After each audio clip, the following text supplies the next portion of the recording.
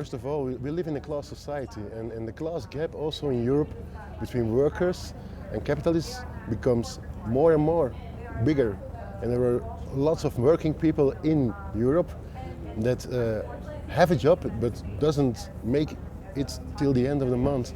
And so the last two big struggles were in the UK, in the United Kingdom, and in France. And in France, there was this year only 3.6 million people going on the streets. So it were more people going on the street this year than in May '68, the historical May '68. This year there were more workers on the streets than then. It was all about the pensions. And I think this social unrest, the class struggle is big. And in United Kingdom it's the same. There are more people going on strike the last 2 years than in the 70s against Thatcher. In the 70s with the miners, etc., etc. There is a summer of discontent in the United Kingdom with nurses, with firemen, with train conductors. There is a lot of class struggling happening in Europe, and I think that is important, and we also need a narrative about this class struggle.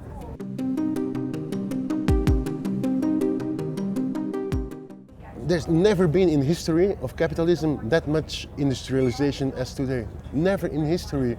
When Marx and Engels wrote in the Communist Manifesto in Brussels, that was a good thing coming from Belgium, in 1848, not only 1% of every working people on the earth was industrial working, not only 1%. And then in 1950, so 100 years later, it was 15% of all working people.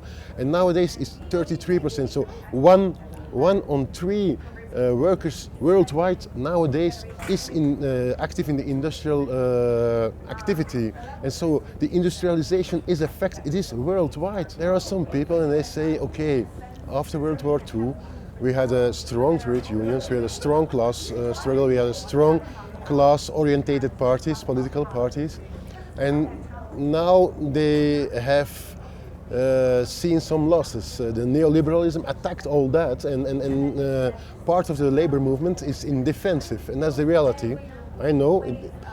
But then there are some people speaking about back in the days when we were very powerful, and back in the days this, and back in the days that, and it's all true. That's all true. I do reckon. But if you want to inspire new workers, young workers, and the working class as it is, you have to tackle the needs of today. The working class exists and needs to be the needs have to be tackled from the working class to today, and not some idealistic vision on the working class. The working class today is not a working class like it was 50 years ago. It's another shape. There's more Uberization, etc. There's more young people, etc. So what? We organize again.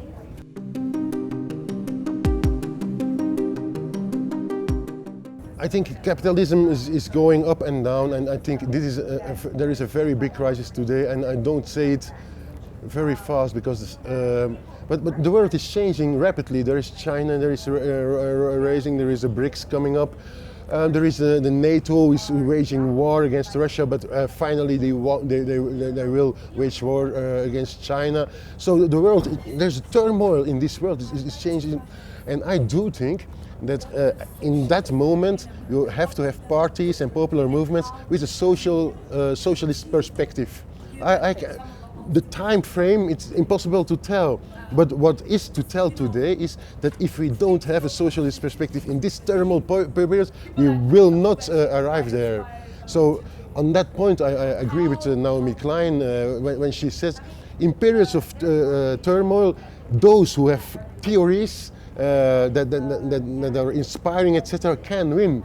And either is the fascist theory in the same theory in periods that can win. So I do think we need to speak more about socialism, more about how to get to socialism than we do nowadays. But on the time frame, I don't know. We all wage the same struggle. We'll see.